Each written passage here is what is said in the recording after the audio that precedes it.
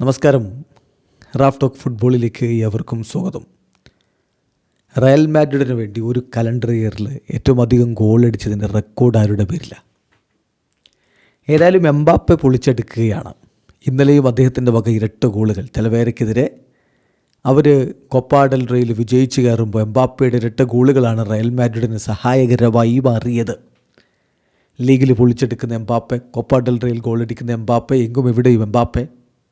അപ്പോൾ ചോദ്യം, എംബാപ്പെ ഇപ്പോൾ ഈ റെക്കോർഡ് അങ്ങ് തൂക്കുമോ? നിലവിൽ ആർക്കാണ് റെക്കോർഡ്? ഒരു വർഷം ഏറ്റവും അധികം ഗോളുകൾ റയലിനായിട്ട് നേടിയത് മറ്റാർക്ക്?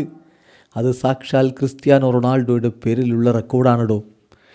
2012-ലും 2013-ലും ഒക്കെ അദ്ദേഹം റെക്കോർഡ് നേട്ടത്തിലേക്ക് എത്തിയിട്ടുണ്ട്. 2013-ൽ അദ്ദേഹം റയൽ മാഡ്രിഡിന് വേണ്ടി 59 ഗോളുകൾ നേടി. അതാണ് റയലിനായിട്ട് ഒരു വർഷം ഒരു താരം നേടുന്ന ഏറ്റവും കൂടുതൽ ഗോളുകൾ.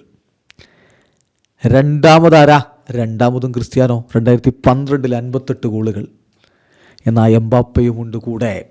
എംബാപ്പെ 2025-ൽ ഓൾറെഡി 58 ഗോളുകളായി കഴിഞ്ഞു. ഒരു കളി ബാക്കിയുണ്ട്. ആ ബാക്കിയുള്ള കളി സെവിയയ്ക്കെതിരെ ഡിസംബർ 20 രാത്രിയാണ്. നമുക്ക് ഇന്ത്യൻ സമയം പറഞ്ഞാൽ ഡിസംബർ 21 പുലർച്ചെ 1:30 ആ കളി.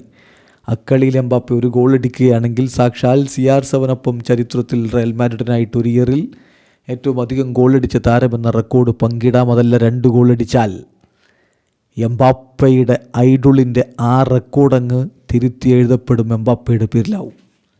അല്ലെങ്കിൽ എംബാപ്പയുടെ ഗോളടി പലരെയും ഞെട്ടിക്കുന്ന ഒന്നാണ്.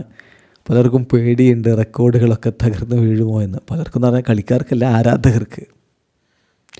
എംബാപ്പെ 400 ഗോള് അദ്ദേഹത്തിൻ്റെ കരിയറിൽ നേടിക്കഴിഞ്ഞപ്പോൾ അദ്ദേഹത്തോട് ചോദിച്ചല്ലോ വലിയ നേട്ടമെന്ന രൂപം. അപ്പോൾ അദ്ദേഹം പറഞ്ഞു, ഇതൊന്നും ഒരു നേട്ടമല്ലെന്നേ.